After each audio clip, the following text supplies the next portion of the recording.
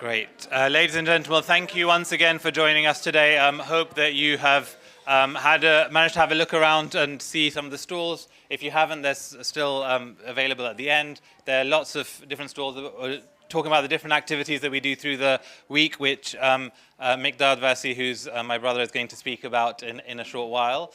And hopefully you've also managed to see a little bit of the Salaam Centre as well. As you've probably seen, the outside is almost complete, and it's now just about the internal works, which will hopefully be taking place over the next months and years, okay? For those of you who want to find out more about us, we obviously have lots of information on our website, which is sicm.org.uk, SICM.org.uk, which stands for the Shia Ethno-Ashari Community of Middlesex.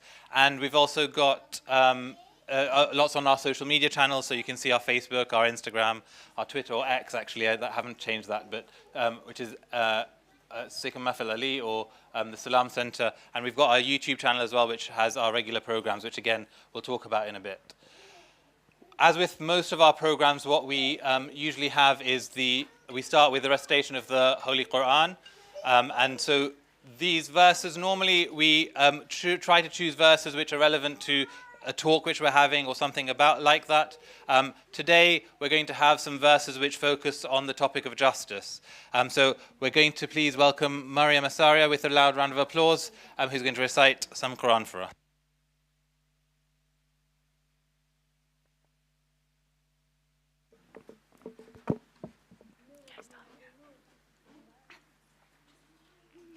أعوذ بالله من الشيطان الرجيم بسم الله الرحمن الرحيم Surah Nahl, ayahs 90 to 91.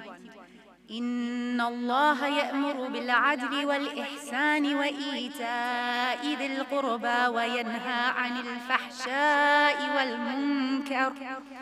عن الفحشاء والمنكر والبغي يعظكم لعلكم تذكرون وأوفوا بعهد الله إذا عاهدتم ولا تنقضوا الأيمان بعد توكيدها وقد جعلتم الله عليكم كفيلا إن الله يعلم ما تفعلون.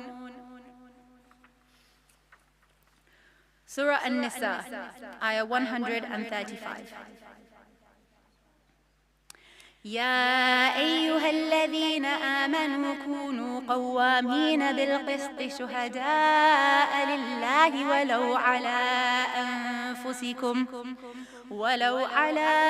أنفسكم أو الوالدين والأقربين إن يكن غنيا أو فقيرا فالله أولى بهما فلا تتبعوا الهوى أن تعدلوا وإن تلوا أو تعرضوا فإن الله كان بما تعملون خبيرا. Surah Hujurat, ayah 9. وإن طائفتان من المؤمنين اقتتلوا فأصلحوا بينهما فإن بغت إحداهما على الأخرى فقاتلوا التي تبغي حتى تفيء إلى أمر الله فإن فاءت فأصلحوا بينهما بالعدل وأقسطوا إن الله يحب المقسطين. Surah Hujurat, ayah 13. يا أيها الناس إنا خلقناكم من ذكر وأنثى وجعلناكم شعوبا وقبائل لتعارفوا إن أكرمكم عند الله أتقاكم إن الله عليم خبير. صدق الله العلي العظيم.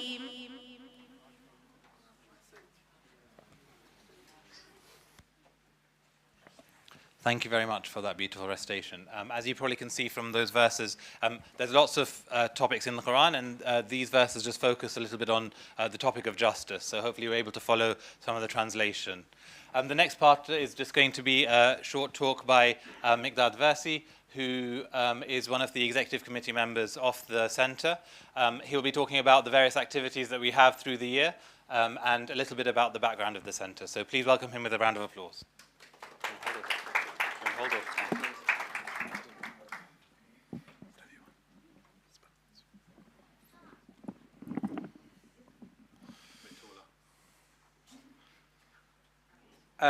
Thank you very much for the introduction, and thank you very much for coming today and for going around the centre. I know a few of you have heard me speak for quite a while, and apologies for you guys for having to hear me again. What I'm going to try and do today is start off with a little bit of an introduction about who we are and the type of activities we do, and give you the opportunity to understand a bit more about us and how we think and what we're trying to achieve. Those who have gone through the Salaam Centre tour will hopefully have seen some of that in action, how we're actually putting our money where our mouth is, and how we're trying to ensure that our beliefs and our morals and our ethics drive everything that we do, and that also happens with the Salaam Centre itself.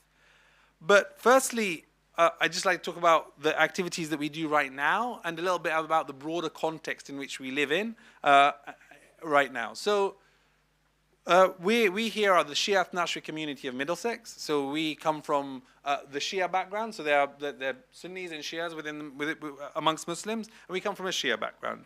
We work very closely with our local Muslim communities, and here in this centre we hold many religious programs, a range of charitable activities, community outreach activities, interfaith dialogue, because what we want to do is create a strong, inclusive society, where we can be confident and do the religious activities that we require on a daily basis, but also that we can be open to the wider society. And we want to make sure that everyone is free to participate in those.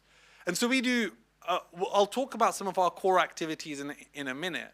But firstly, I think it's just worth acknowledging a couple of things before I go to that. We are living in an interesting time right now. Things aren't necessarily as easy as people would like. We have a cost of living crisis. And as Muslim communities in particular, there are issues and concerns about questions such as Islamophobia and the challenges that being Muslim, how does that mean in our society? And what we want to do is we feel confident in our faith. We feel that we are part and parcel of this society that we live in, but we recognize that many Muslims sometimes don't feel that way. And there are many reasons why that might be the case. And only last month we saw that there were riots across the country, and we were worried about there being a riot coming out this very mosque. There were rumors and there were discussions online that there might have been far-right protesters coming all the way to this centre itself. And we were all, of course, very worried. And I think one of the things that we should be very happy about is how Harrow came together. The police, the council, everyone came together in an interfaith meeting to try and understand what we can do and how the police can give a reassurance to ourselves. On the day when the riot was supposed to take place, the police came in their large numbers to help support, and the community really, really came together. We've got a couple of reverends here, a couple of people from the Christian and Jewish communities who reached out and were very kind and thoughtful, and that is something that I think is really, really testament to the way that Harrow is able to work together as a community. And Harrow is one of the most religiously diverse areas in the whole of the country, and we saw that coming together over the last month or so, and much longer. So I'd like to start there by saying, whilst there are challenges, we also have great strengths. And what we hopefully can do is play to those strengths and demonstrate ourselves, the actions that we do, they represent the principles that we believe in. So we've got 6 main areas which I'm going to briefly touch about: education, health, politics, community integration, charity and culture, and then we'll talk about the religious activities at the end. So education, we do a range of different talks, which I'll come to in a minute. We host film screenings, quiz nights, and you can see more of that on SICM TV. We also, which is on our YouTube channel. We also have the Salaam Centre professional communities, where we have entrepreneurs, medics, dentists coming together, and we also have our weekly religious Husseini Madrasa, which is for a Sunday school for young children, where people come together as well. We also have game sessions and different children's classes, and we also have health screenings and CPR training sessions as well. Now, one of the things to note about education is we also have the tuition classes for young people who are taking their exams, their GCSEs and A-levels. So there's a lot that we try and do on education. On healthcare, we as I said, we do health screenings, we do training sessions, we do ladies' fitness classes, mums and tots Pilates, weekly yoga sessions, taekwondo and karate sessions, and Saturday walks in the park, as well as participating in different sports tournaments. We also organized a women's wellness retreat earlier this year, and we try and promote healthy living in different ways. We had Wholesome Wednesdays during our Ramadan program as well. Politics is also quite important. We live in a political society. Politics is integral to how we live in our society. And there's been quite a lot of activism, in particular within Muslim communities over the last year. You've seen that because we've had general elections, but we also are seeing what's happening in the Middle East. And for many Muslim communities, this has been quite hurtful. There's a real worry and a concern that when many Muslim communities believe a genocide is taking place, war crimes are taking place, our community, our government is enabling that rather than preventing that. And that causes hurt to many Muslim communities, because how can that happen? Is it only because Muslim communities are treated in this way? And there's been a lot of political activism on the back of that. But we also care a lot about this local community. And when we had the general elections, we had a hustings where we had a packed audience, the local MP and the opposition candidates all coming together to hold themselves accountable to the community. And we also organize regular talks on political topics, because we want people to really understand the politics of this country. We've had talks on Gaza, on France, on Sudan, on the far right in Europe, on Palestine in different ways, on different things in UK politics as well as Yemen, all within the last year or so. And also we do a lot when it comes to charity. And caring about the community. We're very fortunate. At the back, you can see we have Soul Kitchen here.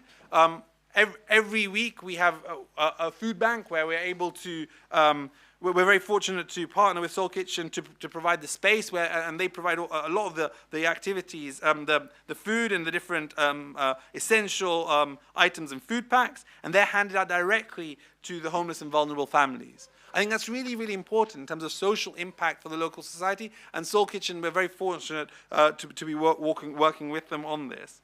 We also provide volunteers for Glassdoor, London's largest emergency winter night shelter, which provides a place to sleep for about 100 men and women every night. Last year, we organized a weekend trip to volunteer with Care for Calais, and we also run a range of fundraising activities to support those who need it, including through Sufra, a food bank in northwest London, to provide vital support locally, as well as supporting internationally. And we've literally given hundreds of thousands of pounds to national and international charities. On the cultural side, we promote cultural enrichment in many different ways. We organize community theatre trips, Islamic art workshops, young creators competition for Muharram in the month of Muharram. We host lots of talks on culture, and we even did an open tour, bus tour of London, exploring the rich Muslim heritage here in the UK. And one other area which is really important is this concept of community integration.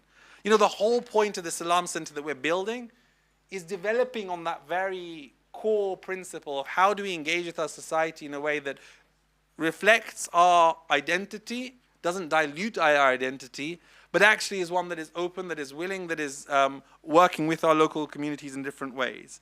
And so beyond the sort of bricks and mortar of the centre, it's about the principles. It's about the fact we have an interfaith prayer room. It's about the fact that we're thinking about how we can embed the various cultures that all come together, and we have the unity of the community together. And so we've done this quite a lot in different ways in our current activities as well. So we have a lot of dialogue with local faith and non-faith groups, including our regular, every couple of months, we have an interfaith session, interfaith meetings, both with the Christian communities here. We also, every year, we go to midnight mass at the local church in St. Albans, which we really enjoy going to. About 20, 30 of us go there. And we try and reach out in many different ways and participate in a lot of different interfaith activities. We've done joint activities together with some of our local communities as well. And so that's a little bit about all the different things that we do. But I wanted to turn a little bit to our regular programs. And our regular programs really reflect who we are in many ways. So look, every day, this center, even though we're in this middle phase, we don't really have a fit-for-purpose place, we still do activities every single day. On Monday, we have mums and tots at 11 o'clock. We have ladies Pilates in the evening. On Tuesday, we have yoga sessions and ladies exercise classes. On Wednesdays, we have karate and taekwondo in the evenings. On Thursday, we have our religious Dua Kumail and Surah Yasin activity at recitation at 8 to 9 o'clock. On Friday, we have our talks, which I'll come to in a second. On Saturday, we have our women's walking club and our tuition. And on Sunday, we have our Quran tafsir classes where we explain the Quran in different ways and understand the Quran and reflect on it. Our Hosseini Madrasa, which is our Sunday school, and the Soul Kitchen, which is our food, which is the food bank, which we're happy to, and we're really fortunate and honored to be able to support. But one of our core activities are these Friday talks that take place every Friday evening, and those talks cover a lot of different topics, and I just like to just take you a little bit through those so you understand a little about those activities. So last week, next week, okay, maybe not that week. Next week we have Sam Friedman, who's going to speak to us about the failed state, why nothing works, and how we fix it. So it's a very local topic, and about his book. And it's about politics. It's about understanding your community and what's going wrong, what's going right. The week after, we have Sheikh Muhammad Hilli, who will be speaking to us on the Imam Hassan al-Askari. So the 11th Imam, when it comes to Shia Islam, we believe in 12 Imams, 12 rightly guided individuals, if you like. And the 11th of those, we're celebrating his a birth anniversary, and we have a religious talk on that day. The week after, we have Dr. Ali Reza Bajani. He's an expert from assistant professor in Islamic ethics at the University of Birmingham. He's talking to us about pluralism and diversity of thought. The week after, we have Jahangir Malik. The week after, we have Haider Sanduk, and who'll be speaking to us about the link between musical scales and Quranic recitation. So you can see what here again, it's really our core identity, but it's also looking at how music plays a really important role in our faith. If you go to the next one, we have Dr. Gudra Miskin-Zoda, who'll be speaking to us again about one of our core books, Kitab al-Irshad, and how it works. The week after, we have Zahra al-Alawi, who's speaking to us on one of the saints of the past, Sayyidah Zainab, and her birth anniversary. And the week after, we have Jahangir Malik, OBE, who'll be speaking to us about Muslim civil society initiative. And again, as you can see, this is about our faith, but it's also about how we work in practice. The week after, we have Ivan Humble, who will be speaking to us on he used to be a person from the far right. He was part of the far right, and he's now changed his mind and thinks we're not so bad. So he's going to explain a little bit about his journey and what he thinks about us there. The week after, we have Nicholas Pelham. He's the Middle East correspondent of The Economist, and he's going to talk about the impact of the Gaza war on communities here in the UK. He comes from a Jewish background, so he'll give a very interesting perspective as well. And then the last two talks in this series are Dr. Lubaba Al-Azami and Dr. Fatima Regina, who will be speaking to us about their books. On different topics, on British Bangladeshis in the East End and the Golden Realm. What you can hopefully see from these talks is that we're trying to showcase the talent in Muslim communities and in the wider society on issues that matter to us. They include things that are broader, that are secular, that are not religious. They include things that are very religious.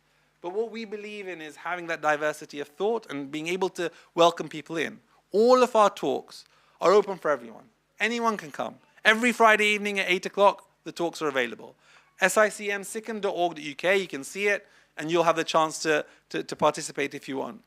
And what I want to try and emphasize here, and I think a couple of people have mentioned this, is that you may not even know that we have these regular talks and these, I think the gentleman over here was talking about how he didn't know that we were doing all these things over the last few years. We've been having these talks on Friday evenings for 40 years now. 40 years, every Friday evening. Different topics on different people, and they've changed and they've gone up and down in different types of topics. But hopefully that gives you a little bit of an inkling of how our core activities reflect how we think about the world. And hopefully you can participate in different ways, whether it's through the interfaith activities, whether it's coming to know us in different ways through the Visit My Mosque, which we're very fortunate to have.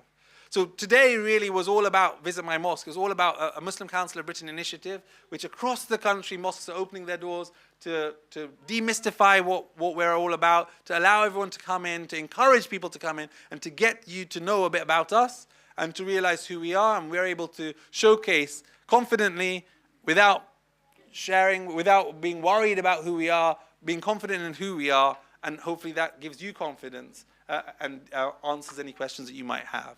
So that's what I wanted to touch on today. Hopefully that was interesting. Probably not as interesting as a tour, which is why a lot of you came, but hopefully you had the chance to learn more. I'd like to then hand over to the next part of the program. Thank you very much.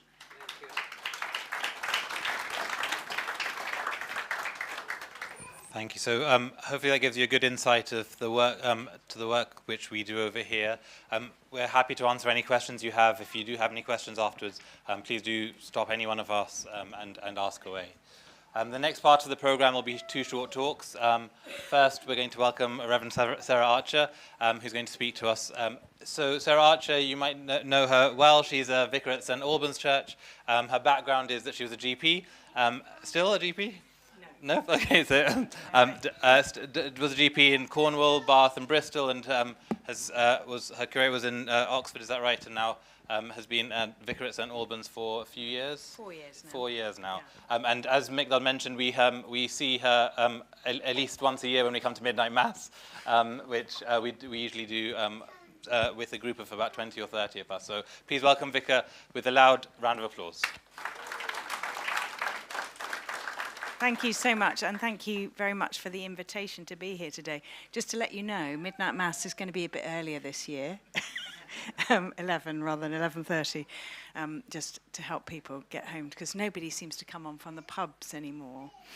Anyway, just to say, it is a delight to be here, and actually, it's a delight to be here because I actually don't feel so much like a guest. I feel like this is a place where I have come to know and been welcomed so many times that it's familiar.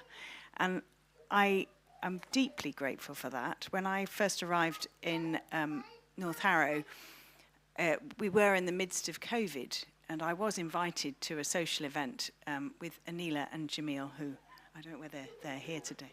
Oh, okay. And that was when I first started to get to know people from this community, and it's been...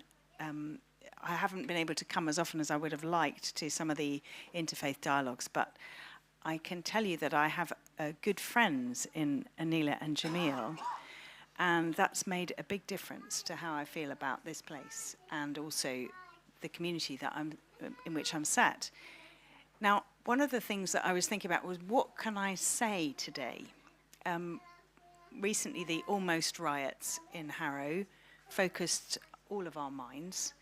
And as well as something which I'm going to mention later, it made me reflect and think about how do we build stronger communities.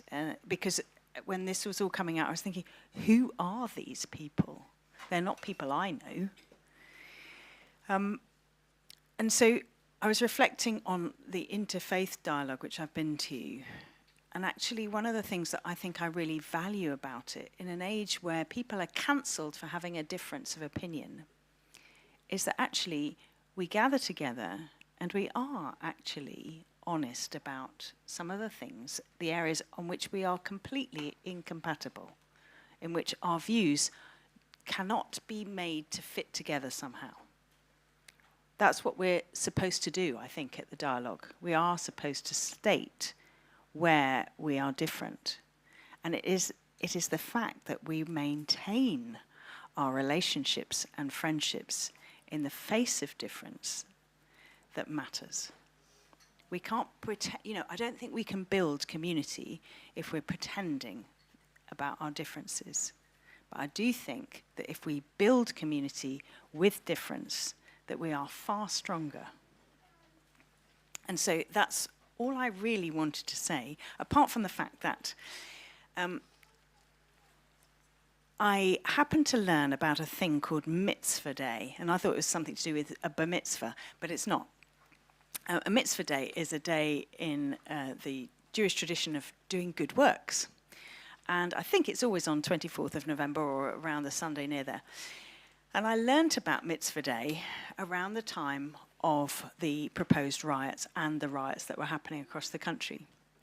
And so I thought, wouldn't it be nice if we had a riot of good deeds instead? And so with the cooperation of, I've sort of reached out to Kol Chai Synagogue. I said, do you do Mitzvah Day? And she said, oh, yeah, we do it with Mosaic in Stanmore. And so we've got together, churches together in North Harrow have got together with Mosaic and Kol Chai, and they're doing their own activities in the morning for young people, which are open to all. But in the afternoon, between 2 and 4, beginning and ending at North Harrow Methodist Church, basically chosen because it's on the high street, we're going to have a riot of good deeds in North Harrow shops. We need to work out fine details about that, but it's Sunday the 24th of November, 2 to 4. We're going to blitz the shops. If there's chewing gum we can remove, then we'll remove it. If there's graffiti we can remove, we'll remove it. If there's any sort of tidying up jobs that the local shopkeepers would like us to do, then we'll do that too. And if you'd like to come along and join us in the Riot of Good Deeds, then the more the merrier. And we might even spill into Rayners Lane shops as well. So that's a warmest invitation to you all. And please do get in touch with me via St Albans for that. But just to say thank you once again for the invitation. And thank you most of all for the friendship and community that we're building together. Thank you.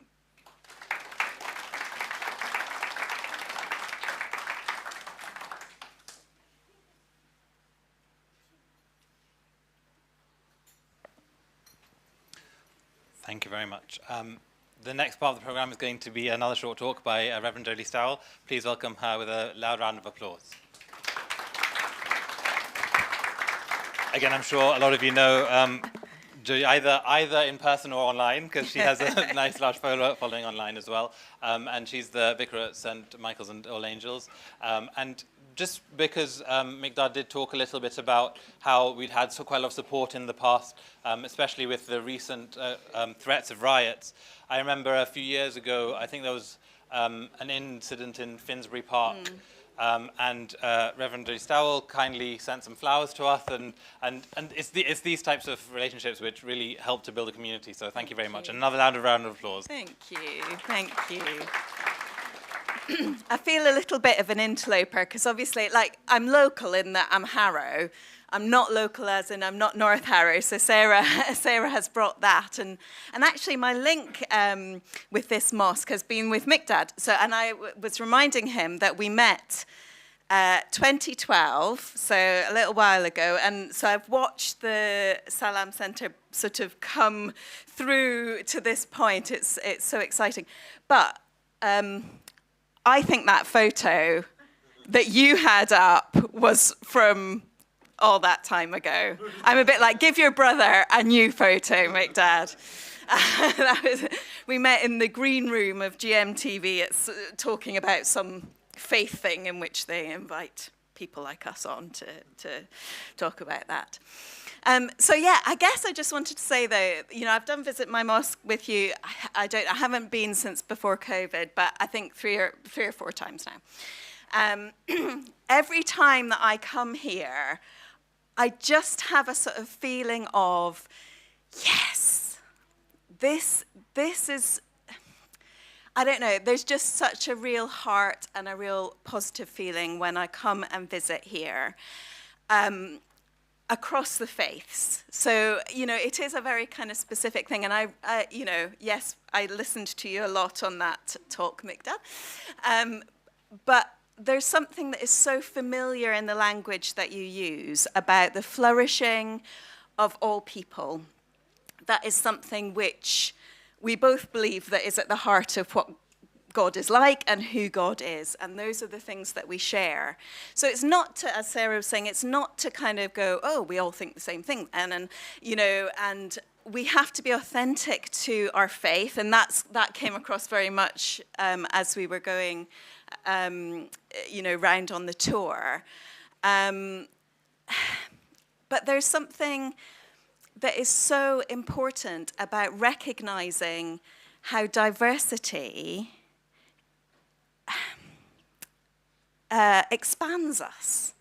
And you know, we flourish within a diverse space, actually. And that's true just generally in terms of human life and the world.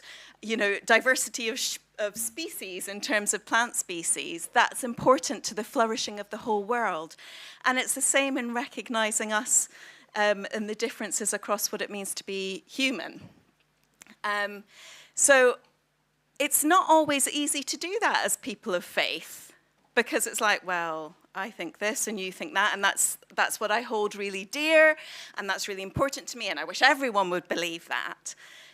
This endeavor, and I'm so pleased that it's called the Salaam Centre. This is, you know, I receive that peace, you know, and I bring that peace, and I hope that, you know, is something that we can do together whilst we know that we, you know, do think differently. But I do believe there is something divine in recognizing that diversity. You know, I kind of think about the Abrahamic faiths as well, and particularly thinking of so you're talking about shared stories, and I was thinking for me that shared story is really significant. And particularly, you know, two things. The Christian faith, we talk about that every human being is made in the image of God, and therefore across any kind of diversity, it's a shared humanity. I believe that I can see something of God in each one of your faces and the faces of anyone out there, because I believe that we're made in the image of God. And so I can't dismiss someone else, I can't reject someone else, you know, just off the cuff because they might be different to me or think differently to me, because actually there might be something that they know of God that I don't know. And so I have to take that seriously. Yeah, so the shared humanity, the shared nature of being people of faith, I think is really, really important.